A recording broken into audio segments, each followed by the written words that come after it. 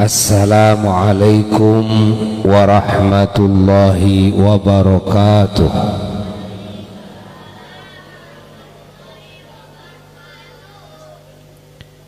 Bismillahirrahmanirrahim.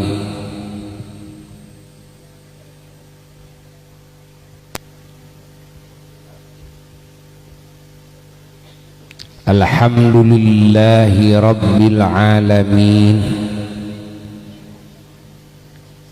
Wa afdhalus salati wa atammut taslimi ala sayyidil awwalin wal akhirin, imamil anbiya'i wal mursalin wa khatamin nabiyyin wa sayyidil ghurril muhajjalin, sayyidina wa nabiyyina wa habibina wa syafi'ina wa qurrati a'yunina wa maulana Muhammad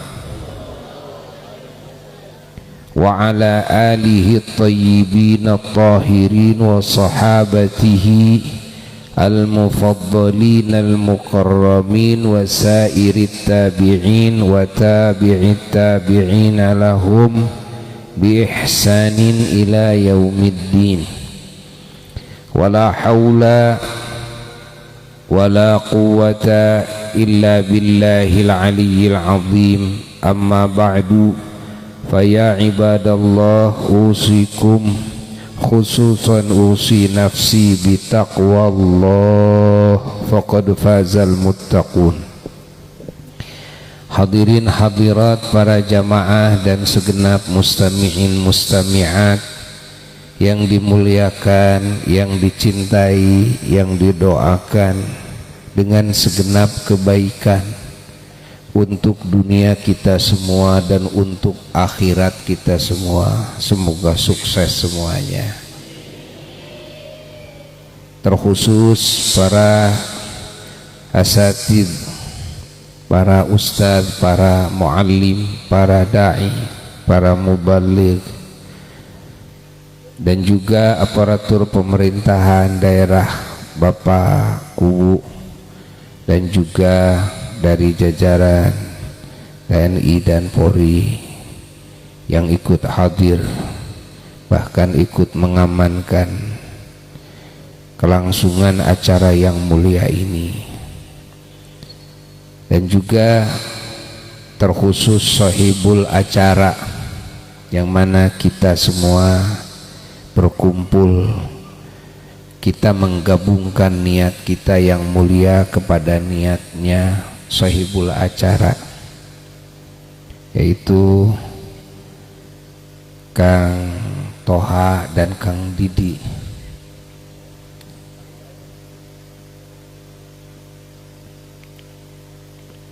Yang mana Kang Toha, Kang Didi menggelar acara ini dalam rangka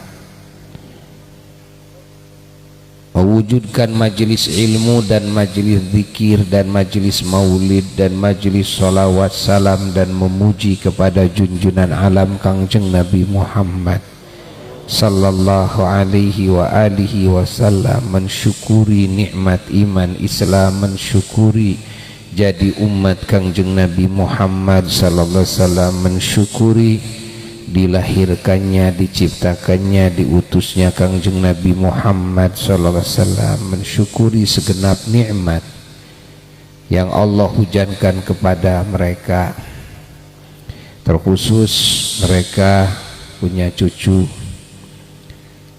dari Neng Yuli dan Jang Perak, ya, yang baru saja dikhitan melaksanakan perintah Allah, perintahnya Rasulullah sallallahu alaihi wasallam, yaitu Ujang Fatih Hidayatul Akmal,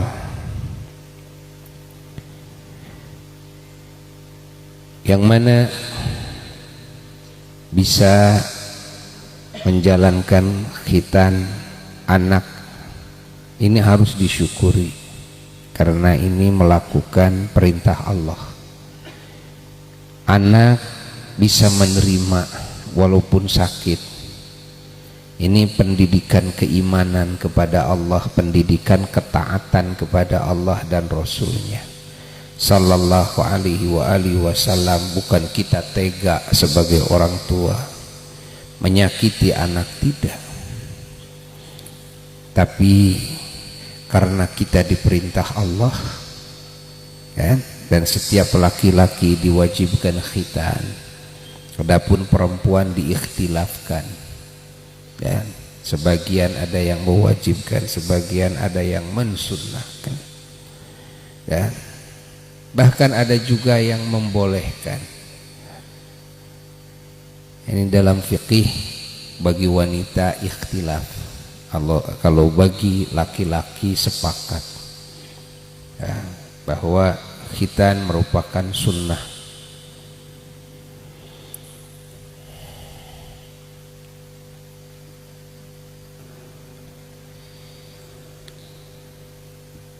Sunnah di sini nisbat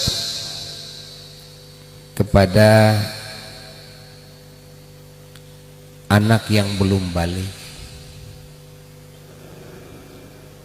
Kalau kita melihat kalimat sunnah ini, sunnah secara fikih. Karena sunnah secara fikih kalau dilakukan dikasih pahala, perintah Allah yang kalau dilakukan dikasih pahala, kalau tidak dilakukan tidak dosa, perintah Allah yang ringan ya. Taklifullah atau khitabullah yang ghairu jazim. Nah ini sunnah menurut istilah fiqhiyah.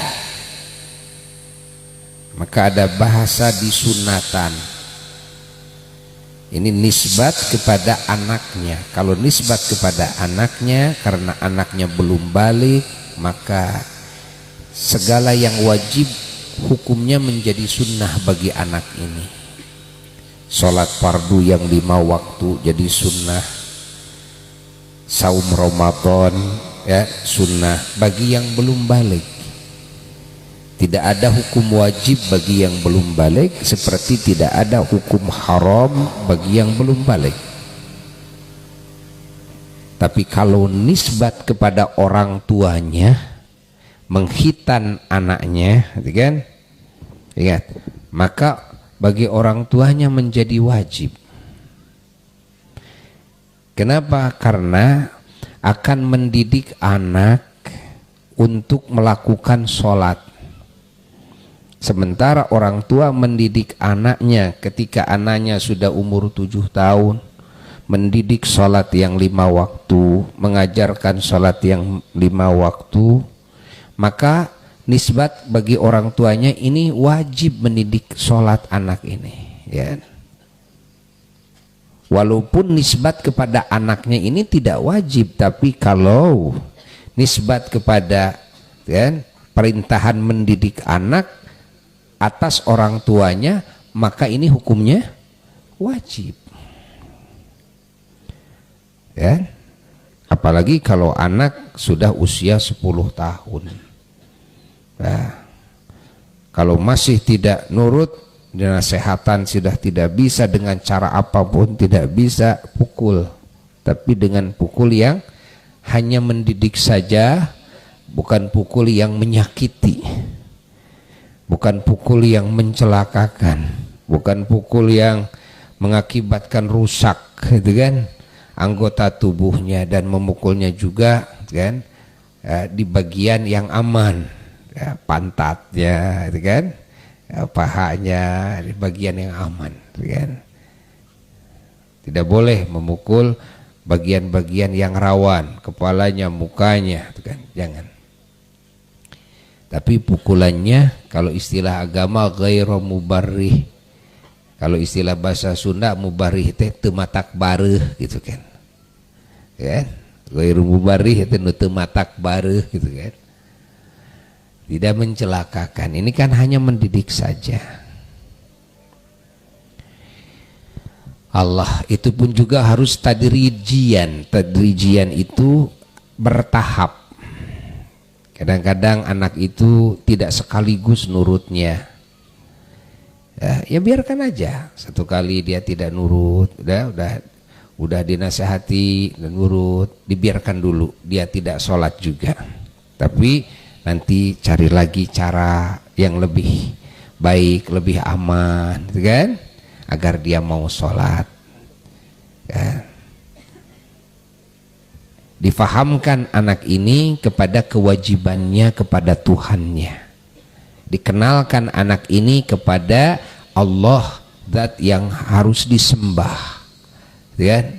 Dikenalkan kepada kebaikan Allah, kepada kesempurnaan Allah, agar anak ini mau melakukan perintah Allah, menjauhi larangan Allah ini dengan senang hati. Dan betul-betul anak sudah belajar mengabdi kepada Tuhan, bukan taat kepada orang tua saja, atau takut dipukul sama orang tua, atau takut tidak dikasih apa-apa oleh orang tua, itu kan? Ya, difahamkan hatinya, dikenalkan kepada Allah, dikenalkan kepada Kangjeng Nabi Muhammad sallallahu alaihi wasallam sebagai utusan Allah. Nah, karena anak ini mau dididik sholat, sementara sholat itu kita semua faham bahwa sholat itu adalah imaduddin, tiangnya agama. Agama Islam itu tiangnya adalah sholat. Orang yang mendirikan sholatnya, dia mendirikan agamanya. Orang meninggalkan sholat yang 5 waktu, dia meruntuhkan agamanya. Walaupun amal sholat yang lain dilakukan dengan baik, tapi ketika sholat yang 5 waktu tidak dilakukan, ya, maka semua amal solehnya tidak bisa terangkat ke langit, tidak bisa diterima oleh Allah. Ya, amal solehnya itu mudabdabun bainas sama'i wal ard. Mudabdabun itu apa? Mudabdabun itu ke langit tidak nyampe, dari bumi sudah naik. Dia namanya mudabdab. Mudabdab teh cek urang manaon?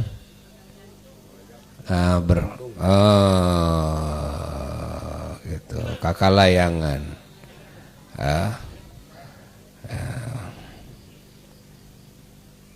Karena semua amal soleh yang diterima oleh Allah itu harus lewat langit. Ke-1, ke-2, ke-3 sampai ke-7 disensor oleh malaikat pensensor amal. Ada pensensor di tiap tingkatan malaikat itu. Nanti sudah lewat langit ke-7, kalau sudah lolos sensor sampai ke Arash, keratonnya Allah. Lalu amal itu dihadapkanlah kepada Allah Jalla Jalaluhu wahdah, lalu diterima oleh Allah, lalu disediakan balasannya oleh Allah. Ada yang balasannya dikasihkan di dunia sebahagian, dikubur sebagian, di akhirat sebagian, di surga kebanyakannya. Ya. Jadi amal soleh itu barokahnya di dunia juga sudah dikasihkan. Amal soleh itu jangan dianggap kita ngaji seperti ini kita tidak akan mendapatkan barokahnya di dunia. Boleh jadi kita bisa sehat di dunia, rezeki bisa gampang, urusan bisa lancar, kan? Terjaga dari musibah, kan? Bingung, susah, stres dicabut oleh Allah, penyakit disembuhkan, keluarga disolehkan. Nah, ini bisa merupakan bahwa ini adalah pahala yang Allah berikan di dunia dari wasilah amal soleh yang dilakukan di dunia. Sebelum dikubur nanti dikasihkan lagi. Sebelum di akhirat bangkit dari kubur dikasihkan lagi. Nanti banyaknya, kan? Di mana di surga dikasihkannya. Ya. Tapi keberkahannya di dunia juga dikasihkan. Termasuk diijabahnya doa, karomah para wali, maunah orang-orang soleh, itu semuanya bagian daripada keberkahan dari amal yang dilakukan oleh dia. di dunia, termasuk kepangkatan ya, yang tinggi di sisi Allah. Ada yang jadi soleh, ada yang jadi wali, ada yang mati syahid dan sebagainya. Yang jadi wali sebelum matinya nih, ini di dunia sudah diangkat jadi wali oleh Allah Ta'ala. Pangkat yang sangat tinggi di sisi Allah wali itu ya. Ini apa? Ini barokah dari amal soleh. Barokah dari amal soleh. Pahami oleh kita semua. Jadi amal soleh itu di dunia juga kan, akan menghasilkan warna-warni manfaat, warna-warni kebaikan dari hasil amal soleh. Maka kita harus rajin melakukan warna-warni amal soleh. Di dunianya akan kita rasakan warna-warni pertolongan Allah, warna-warni kebahagiaan, kenikmatan, kan? Kesehatan, kekuatan, keselamatan, kemuliaan, dari sholat, dari sodakoh, dari zakat, dari haji, dari itu kan. Bahkan kalau haji sangat nampak sekali itu. Orang kalau sudah pergi haji pasti akan dihormati oleh masyarakat, ya kan? Namanya juga ditambah jadi Pak Haji, Bu Haji, Mang Haji, Ce Haji, Nyi Haji, Jang Haji, ya, dan Haji, Ki Haji, Bah Haji, kan gitu kan? Nah, dihormati itu kan. Berangkat hajinya saja, subhanallah, pemerintah memfasilitasi, masya Allah, dimuliakan juga oleh pemerintah, ya kan? Tuh, dijajab, tuh. Nanti kalau pulang dijemput. Kadang-kadang seorang yang berangkat haji yang jemputnya bisa 50 bis tuh. Ya kan? Ini tanda bukti nyata di dunianya sebelum di akhiratnya. Sebelum di akhiratnya.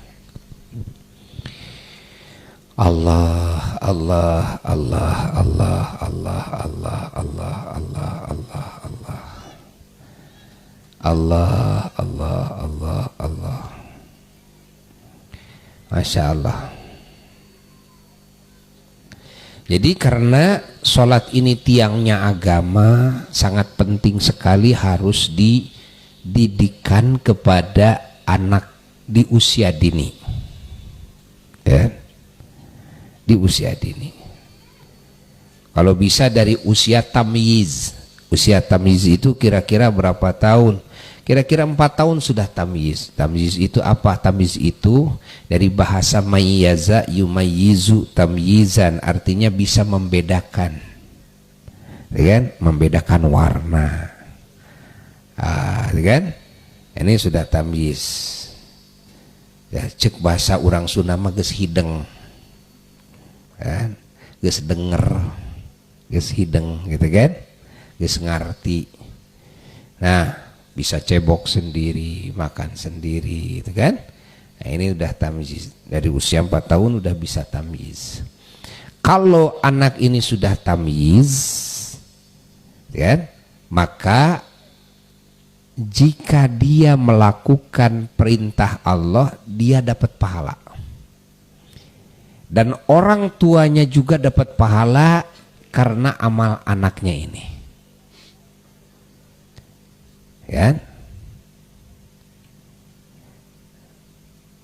pahami, dia menjauhi larangan Allah, dia dapat pahala, dan orang tuanya dapat pahala juga dari amal anaknya ini. Walaupun nisbat bagi anak ini, apa yang diwajibkan oleh Allah tidak wajib baginya karena masih belum balik. Apa yang diharamkan tidak haram bagi anak ini karena belum balik. Namun anak ini sudah dapat pahala. Artinya ibadahnya sudah sah. Kalau sudah tamyiz, maka syarat sahnya ibadah itu tamyiz, ya kan? Tapi belum wajib. Karena syarat wajib dalam ibadah itu baligh. Tapi syarat sahnya tamyiz, gitu kan? Jadi kita sah nggak berjamaah dengan anak yang 4 tahun kita jadi imam? Sah-sah saja. Kalau anak kita yang jadi imam sah-sah saja, asal memang benar sesuai dengan ilmunya, asal memang benar praktek ibadahnya sesuai, tidak melakukan kesalahan dalam sholatnya, kan? Walaupun usianya 4 tahun, walaupun usianya 4 tahun, pahami oleh kita. Cuman kalau anak ini sholatnya masih belajar, belum benar, maka berjamaah kita tidak sah. Kita hanya mendidik saja. Ayo kita berjamaah di belakang. Padahal kita tahu anak kita ini belum benar sholat kita. Kita niatnya tidak menjadi imaman lillahi ta'ala, adaan lillahi ta'ala. Kenapa? Karena tidak sah berjamaahnya. Dengan makmum yang sholatnya belum sah. Walaupun sebetulnya anak yang tampil sudah sah, tapi karena dia belum benar cara melaksanakan sholatnya sehingga belum sah hukumnya sholatnya. Nah, pahami oleh kita, ya. Ini hanya mendidik saja, mendidik berjamaah suratan secara rupanya, walaupun pada hakikatnya kita tidak berjamaah, sehingga anak mengikuti kita. You understand? You has?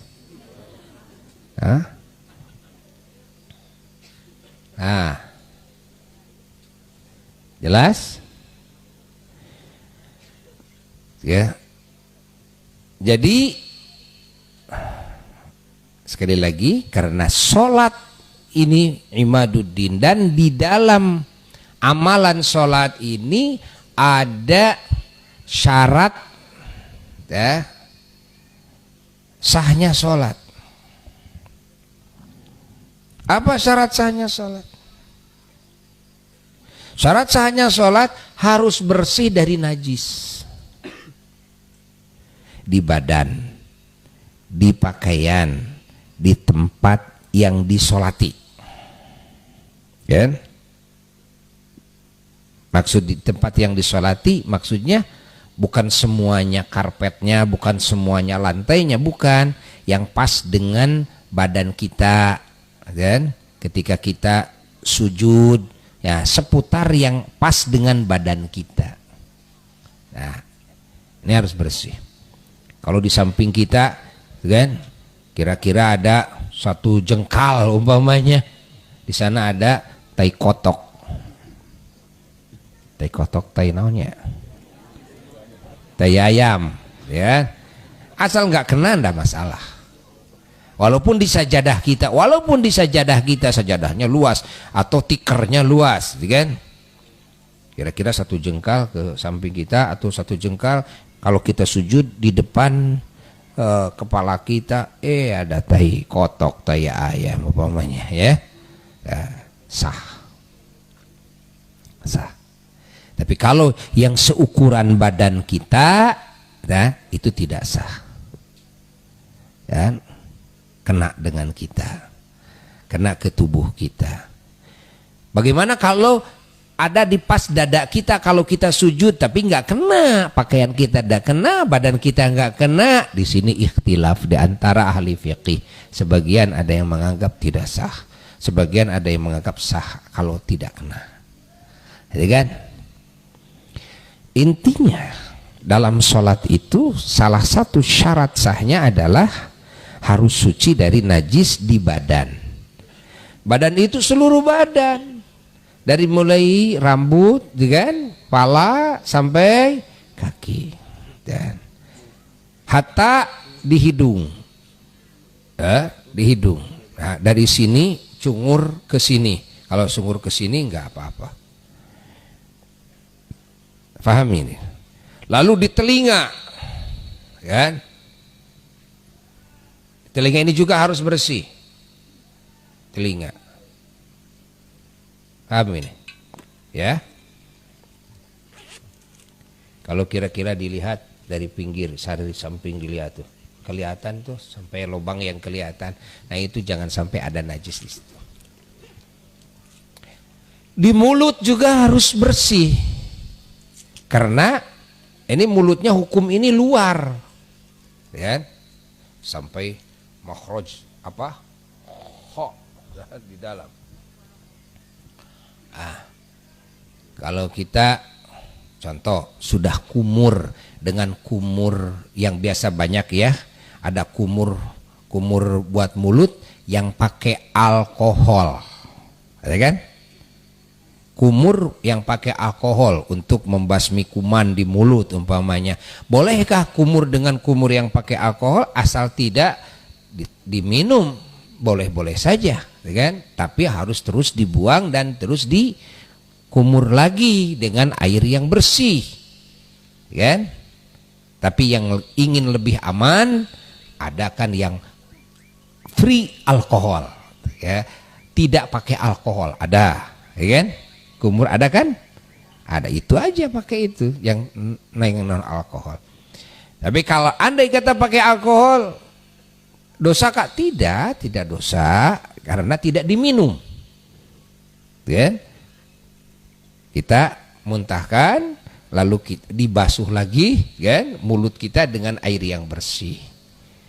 Nah, andai kata ya, kita tidak membasuhnya setelah kumur dengan kumur yang pakai alkohol itu, tidak membasuhnya dengan air yang bersih, kita sudah wudhu lalu kita sholat, kan? Maka sholat kita tidak sah.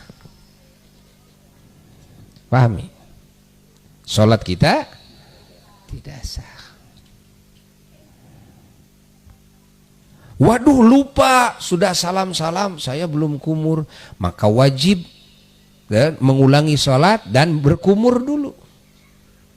Sholat yang tadi tidak sah. Catat ini oleh kita nih. Termasuk hukum luar apa? Adalah najis yang ada dalam kulub laki-laki. Kalau perempuan kan gak ada kulubnya, ya kan? Meren?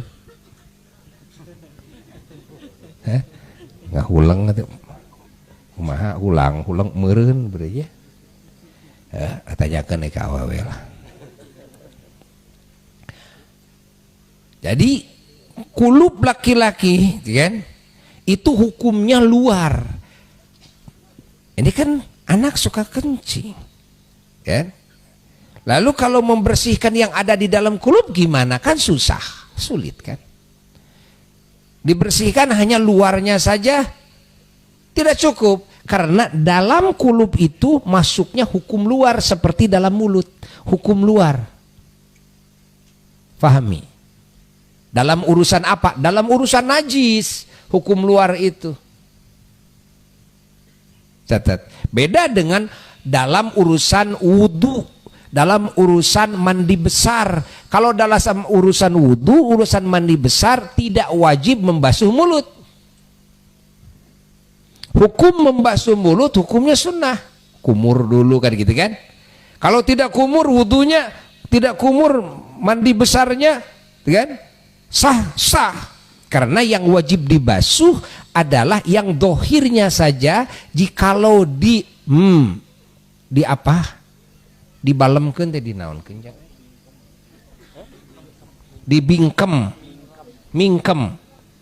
Dimingkemkan, gitu kan? Nah, bibir yang kelihatan, yang nampak, inilah yang wajib dibasuh. Yang nampak, ini yang wajib dibasuh, gitu kan? Kalau di dalamnya tidak wajib dibasuh. Yang nampak saja. Mandi besar juga sama. Catat nih, ya, catat.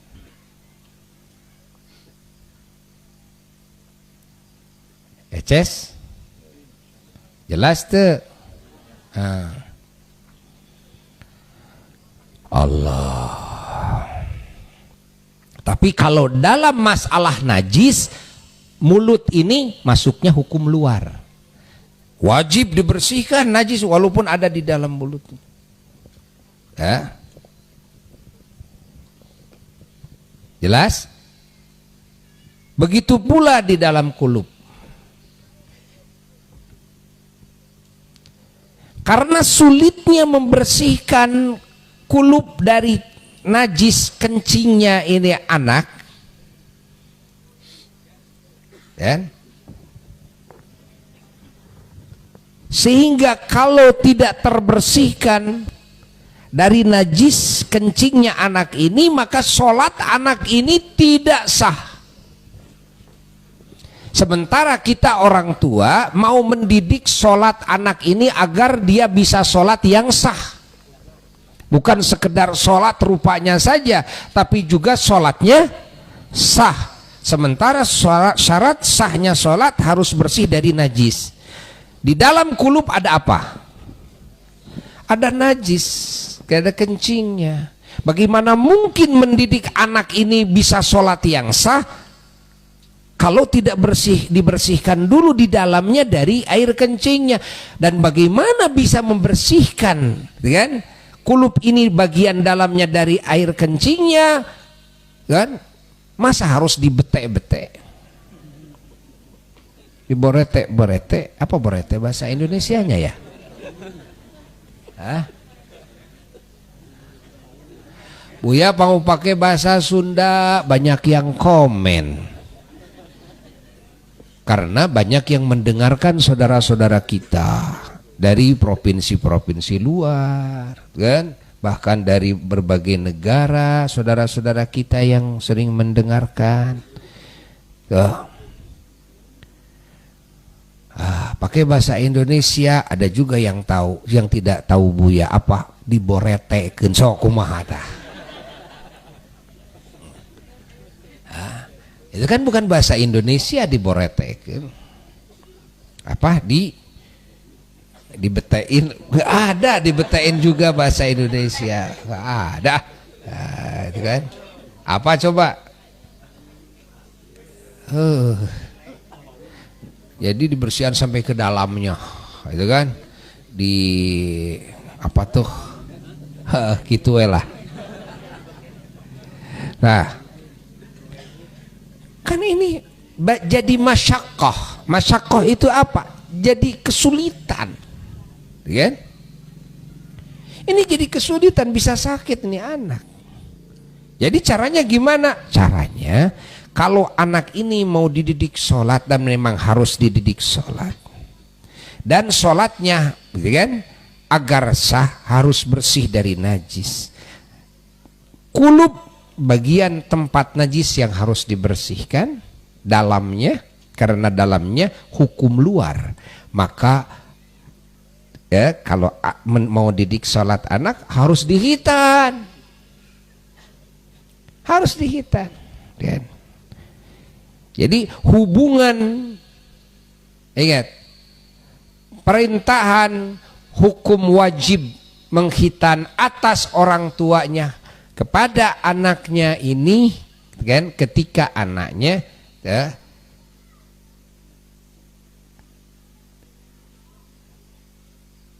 mulai harus dididik sholat, mulai harus dididik sholat. Maka ketika banyak yang bertanya kepada Buya, sebaiknya saya menghitan anak itu, anak dalam usia berapa tahun, kan? Ya, setidaknya kalau mau, ya, sebelum 4 tahun, ya, paling tidak pas 4 tahun, ketika dia tamyiz. Ketika dia tamyiz, kita mau mendidik anak sholat agar sholatnya sah, kan? Ketika 7 tahun, wah, ini harus benar-benar nih orang tua mendidik anaknya sholat itu, kan? Ketika 7 tahun, jangan sampai menghitan anak ini di usia 7 tahun, kan? Usahakan apa? 4 tahun atau sebelum 4 tahun sedikit lah, gitu kan? Itu yang lebih utama di dalam menghitan anak.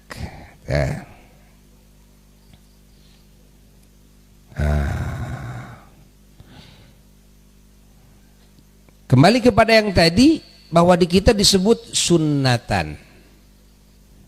Kok disebut sunnah? Kalau nisbat kepada orang tua kan wajiban, bukan sunnatan. Kalau nisbat kepada anak yang belum balik, ya itu namanya sunnatan. Tapi bisa istilah sunnatan dinisbatkan kepada orang tua, walaupun orang tua wajib, kan, mengkhitan anaknya. Ya, nisbat kepada pendidikan sholat yang diwajibkan atas orang tuanya bagi anaknya. Loh, kok wajib disebut sunnah? Nah, kalimat sunnah, istilah sunnah ini ada sunnah menurut fiqih, ada lagi sunnah menurut istilah ahli hadis, kan? Karena sunnah menurut istilah ahli hadis ini yang disebut as-sunnah itu mencakup wajib, kan? Bukan cuma sunat menurut fikih saja, tapi mencakup wajib. Ada lagi istilah sunnah itu secara bahasa, menurut bahasa lugoh. Kalau menurut bahasa Arab, sunnah itu adalah adat, istiadat. Sehingga ada istilah sunnatullah. Apa sunnatullah? Adatnya Allah. Namanya sunnatullah ini bahasa sunnah menurut bahasa, ya. Ada lagi sunnah menurut istilah ahli hadis, ya. Ada lagi sunnah menurut fiqih. Jadi sunnatan nisbat bagi orang tuanya juga tidak salah, nisbat bagi anaknya juga tidak salah, kan? Bahasa sunnatan. Tuh, sungguh hebat para ulama kita menerapkan istilah di sunnatan, ya. Sunnatan, yakni dilakukan bagi anak tersebut sunnah di sunnatan itu. Sunnah, ya, sunnahnya Kangjeng Nabi Muhammad sallallahu alaihi wa alihi wasallam. Nah, Allah. Dan kita ini melaksanakan mengkhitan anak ini atas perintah Allah, karena kita iman kepada Allah, atas perintahnya Rasulullah sallallahu alaihi wasallam, karena kita iman kepada Rasulullah sallallahu alaihi wasallam. Dan anak kita dari kecil, kan, harus dididik keimanan, dan iman itu punya konsekuensi. Apa konsekuensinya? Kan? Ingat, konsekuensinya harus siap menghadapi segala resiko. Resiko apa? Resiko orang beriman. Bukan sekedar nikmat saja yang siap dihadapi, tapi juga pahitnya harus siap dihadapi. Allah yang kita imani memerintahkan, kan, kepada kita, wahai kaum laki-laki, wahai ananda, kita diperintahkan oleh Allah harus mengkhitan kulub kita. Perintah siapa? Allah. Berimankah kita kepada Allah? Perintah siapa lagi? Kangjeng Nabi Muhammad sallallahu alaihi wasallam. Berimankah kita kepada Kangjeng Nabi Muhammad sallallahu alaihi wasallam? Beriman. Wahai ananda, sabarlah. Inilah konsekuensi keimanan, kepercayaan kepada Allah, kepada Rasul. Bukan hanya nikmat saja yang harus kita siap hadapi, itu kan, tapi yang pahit juga harus kita siap hadapi, ya. Kita harus dikhitan, ya, sakit, sabarlah, sabar. Lalu ada anak yang bertanya, Pak, kenapa? Ini Ujang ini harus dihitan. Kenapa ini dalam agama, dalam perintah Allah, dalam agama Islam ini kok ada yang harus tersakiti? Kenapa harus disakiti sampai dikeluarkan darah? Bukankah agama ini rahmat, kasih sayang, yang mana kasih sayang itu melahirkan segala yang terbaik, segala yang paling maslahat bagi siapapun apapun yang disayangi. Tapi ini malah menjadikan sakit, tapi ini malah kan mengeluarkan darah. Sepertinya tidak sayang ini Allah sama saya, kata si Ujang. Ketahuilah sayangku, begitulah kehendak Allah. Ada di sebahagian yang Allah kehendaki untuk memperbaiki sesuatu itu, ada yang dengan cara dohirnya harus dirusak dulu. Kalau begitu Ananda tidak percaya, yuk kita ke rumah sakit. Bawa ke rumah sakit. Mau apa? Coba lihat. Itu banyak yang dioperasi, di black. Tanyakan sama dokter. Dokter itu apa tidak sayang kepada pasien ini? Tanyakan sama dokter. Dok, apa dokter tidak sayang sama pasien kok sampai pasien ini dirusak, dioperasi? Kan Allah, dibelek, kan, dibedah, keluar darah. Apa dokter tidak sayang? Dokter bilang, nah justru dokter ini sayang sekali kepada pasien ini. Kalau dokter tidak sayang, dokter tidak akan membedah anak ini, nggak akan membedah pasien ini. Loh, kenapa begitu? Karena dalam sebahagian ilmu kedokteran ada cara untuk memulihkan ya, dari penyakit kepada kesembuhan ya, dengan cara dohirnya harus dirusak dulu, tapi hakikatnya justru akan diperbaiki. Kalau dokter saja manusia seperti itu, padahal ilmu manusia itu tidak ada apa-apanya, kan? Bagaimana dengan ilmu Allah? Kenapa tidak percaya kepada Allah? Justru Allah itu sangat sayang kepada kita laki-laki. Namun Allah Subhanahu wa ta'ala dalam ilmunya, kan? Allah menciptakan sebagian makhluknya, yang mana Allah Subhanahu wa ta'ala menghendaki ketika Allah akan memberikan kebaikan kepada laki-laki, kan? Ada kebaikan yang tidak bisa diraih oleh laki-laki kecuali dengan cara dipotong kulupnya. Dan nah, pernah terjadi di luar negeri. Mereka karena bukan muslim tidak ada yang dihitan. Tiba-tiba pemerintahnya menyuruh semua laki-laki di negerinya dihitan. Apa alasannya? Alasannya banyak wanita yang kanker rahim. Kenapa? Karena tidak disadari kencing itu menjadi penyakit. Ingat. Lalu ketika dia gede, ketika dia menikah, bersetubuh, penyakit itu menular ke rahim wanita. Dan akhirnya terjadi banyak wanita yang kena kanker rahim. Setelah terjadi baru sadar, kan? Baru sadar bahwa kulup itu harus dihilangkan. Padahal Allah, padahal Rasulullah SAW, padahal ajaran Islam, kan, dari mulai diturunkan sudah memerintahkan kepada kaum laki-laki agar menghitan kulubnya, memotong kulubnya.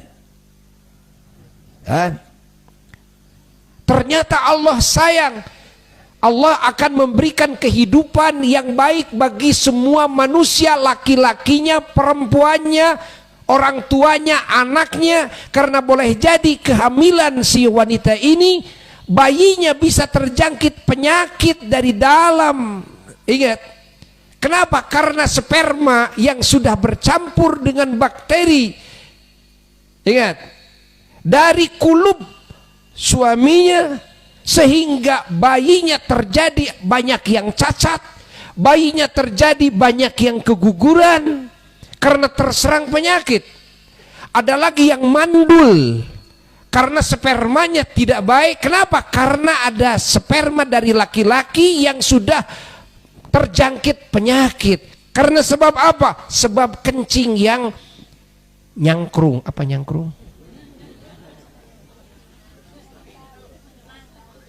Yang menggenang di dalam kulubnya itu. Yang menggenang di dalam kulubnya itu Allah.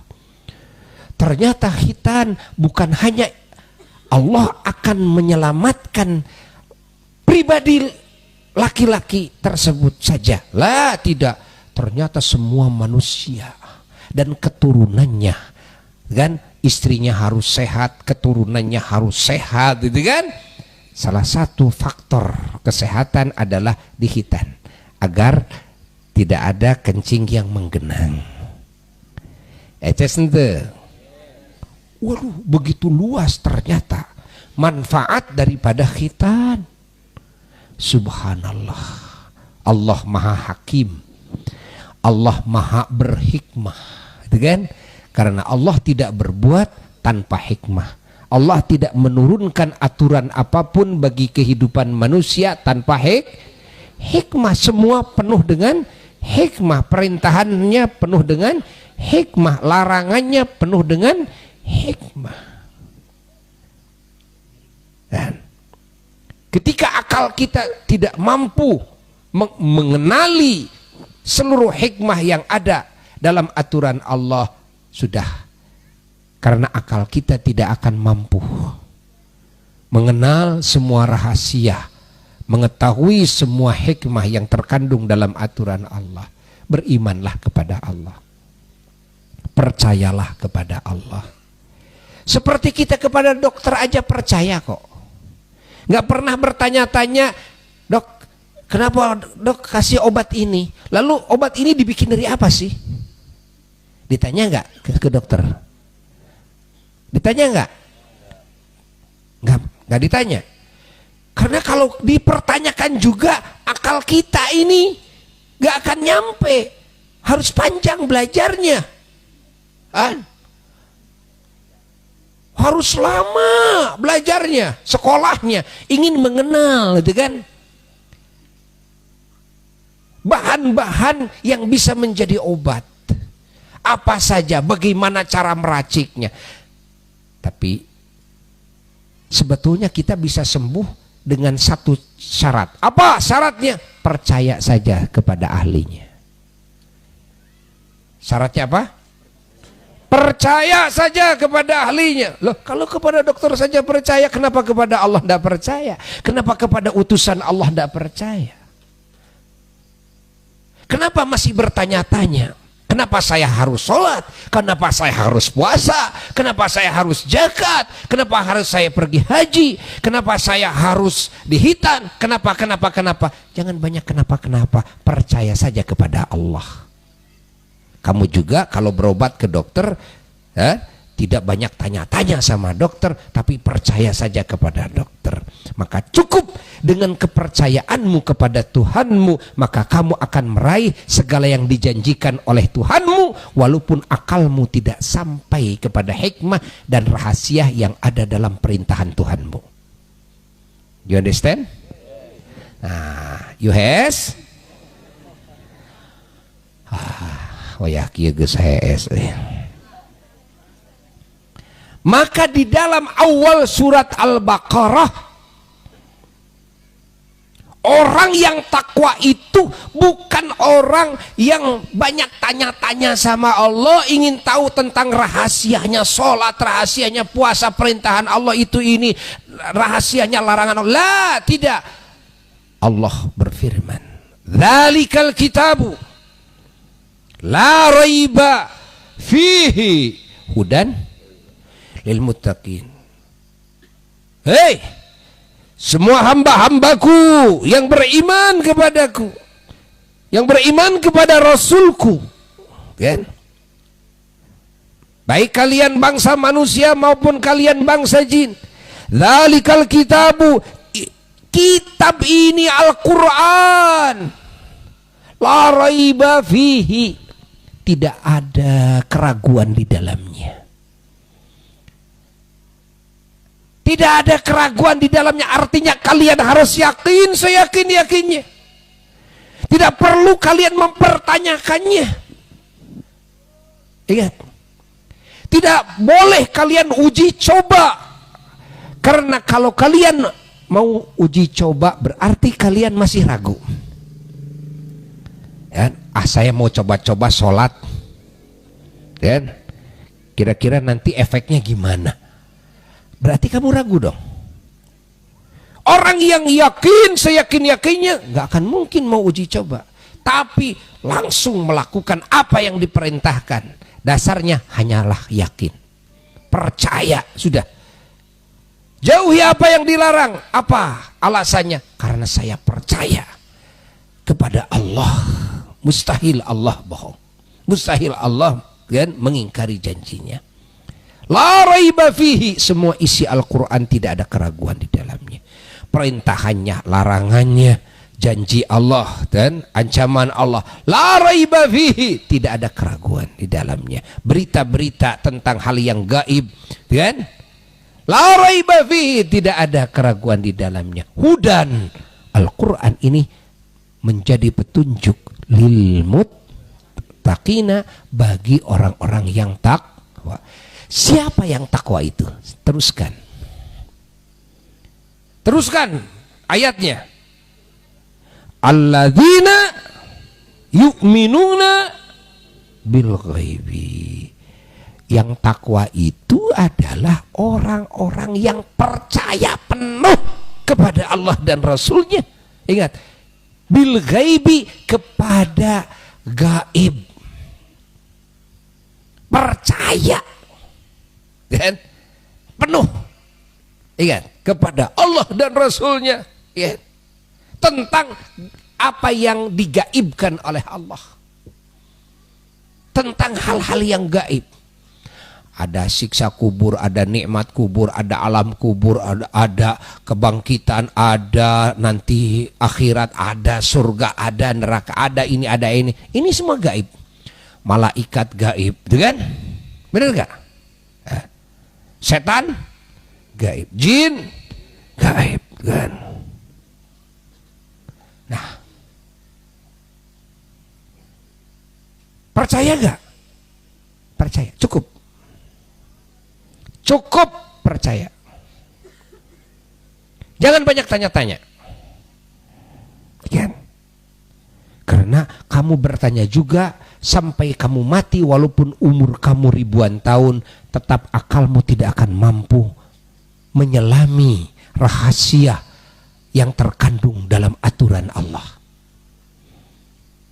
Ingat, pokoknya iman saja, percaya saja, yu'minuna bil ghaib. Lalu wa yuqimunas salata, dirikan salat. Jangan banyak cincong. Udah, jangan banyak tanya-tanya. Kenapa saya harus sholat? Percaya saja sudah. Jangan tanya-tanya sama dokter, kan? Kenapa dokter kasih obat ini? Apa ini dokter? Dibikin dari apa dokter? Kenapa harus minum sekian kali? Kenapa harus pagi? Kenapa harus siang? Kenapa harus sore? Kenapa harus? Nah, dah. Jangan banyak tanya-tanya, liurin dokter mana? Ya. Jelas gak? Dirikan salat. Terus wa mimma razaqnahum yunfiqun, keluarkan zakat. Ini makna wa mimma razaqnahum yunfiqun. Terus walladzina yu'minuna bima unzila ilaika wa ma unzila min qablik. Orang yang takwa itu juga adalah orang yang percaya penuh kepada Allah dan Rasulnya tentang apa yang diturunkan oleh Allah kepadamu wahai Muhammad, yaitu Al-Quran. Ini ma unzila ilaika wa ma unzila min qablik, dan kepada semua kitab-kitabku, wahyuku yang aku turunkan kepada rasul-rasul sebelummu. Ya. Terus wabil akhirati hum yuqinun, dan orang yang takwa itu adalah orang yang yakin kepada akhirat. Yakin kepada akhirat. Kita semua akan kembali ke akhirat. Percaya kepada akhirat? Percaya, yakin kepada akhirat. Di akhirat ada hisaban, di akhirat ada surga, di akhirat ada neraka. Yakin itu? Yakin. Nanti di surga, ahli surga akan dipertemukan dengan Allah, dikumpulkan dengan semua kekasih Allah, dikumpulkan dan semua yang beriman, hatta keluarganya yang beriman, orang tuanya yang beriman, leluhurnya yang beriman, turunnya yang beriman, sahabat yang beriman, nanti kumpul di surga. Ini yang wabil akhirati hum yuqinun. Ada gak dalam ayat itu ya, yang harus tanya-tanya kepada Allah, ya? Harus mengenal rahasia, kan? Ada gak? Gak ada. Ulaika ala hudan mirrabim. Nah, mereka yang sifatannya seperti itu ala hudan mirrabim adalah orang-orang yang mereka itu selalu ada dalam hidayah dari Tuhannya, selalu dan ada dalam petunjuk dari Tuhannya. Ulaika humul muflihun, dan mereka orang-orang yang sifatannya seperti itu adalah orang-orang yang beruntung, yang sukses. Orang yang sukses, muflihun itu yang sukses. Nah, ini orang yang sukses, bukan orang yang banyak tanya-tanya. Pokoknya percaya kepada Allah. Sama dokter aja kita suka percaya kok, ya. Kenapa kepada Allah tidak percaya? Kenapa kepada utusan Allah tidak percaya? Yang mustahil bohongnya, yang beritanya juga langsung dari Allah kok, kan? Kepada manusia dia tidak menerima berita langsung dari Allah. Dia tidak mengenal gaib, kan? Dia tidak kenal dengan malaikat Jibril alaihi salatu wassalam. Dia tidak punya mukjizat dan sebagainya. Kita aja percaya kok. Tapi kenapa kepada Rasul tidak percaya? Nah, catat oleh kita. Allah eceste alhamdulillah, alhamdulillah, alhamdulillah.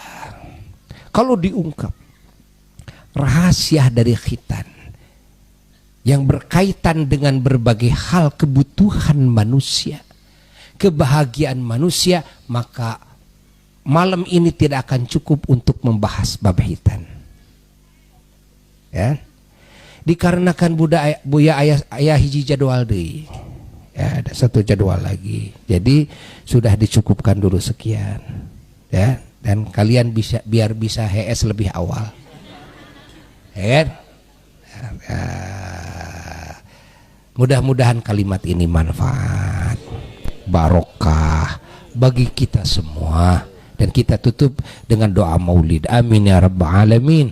Allahumma inna qad hadarna qira'ata maulidi nabikal karim fa'afidh alina bi barakatihi libasal izz wa takrim wa askinna bi jiwarihi fi darin na'im wa na'imna fil jannah bin na'imil muqim. Allahumma inna nas'aluka bi jahi hadan nabil mustafa wa alihi ahli sidqi wal wafa kullana mu'inan wa mus'ifa wa bawina minal jannati ghurafa warzuqna bi jahihi sallallahu alaihi wasallam indaka ya Allah qabulan وعزا وشرفا. اللهم إنا نتوسل إليك بنبيك المختار وآل الأطهار وأصحاب الأخيار كفر عنا الذنوب والأوزار يا الله يا الله يا الله وأحرسنا من جميع المخاوف والأخطار واجمع بيننا وبينه في دار القرار وتقبل منا ما قدمنا من السير عملنا في العلان والإسرار وارحمنا برحمتك واغفر لنا إنك أنت العفو الغفار يا غفار. سبحان ربك رب العزة عما يصفون وسلام على المرسلين والحمد لله رب العالمين. إلى حضرة النبي المصطفى رسول الله صلى الله عليه وسلم. شيء لله له الفاتحة.